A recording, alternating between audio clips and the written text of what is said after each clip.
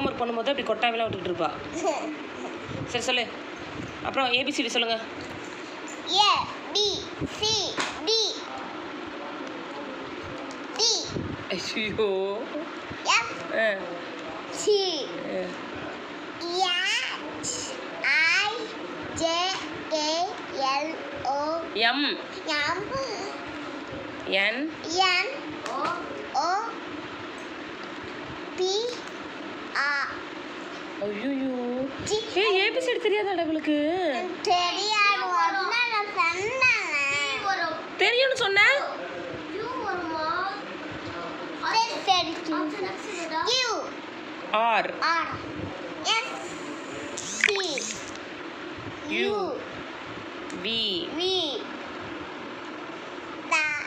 W X Y Z. போச்சு அவ்வளோதான்.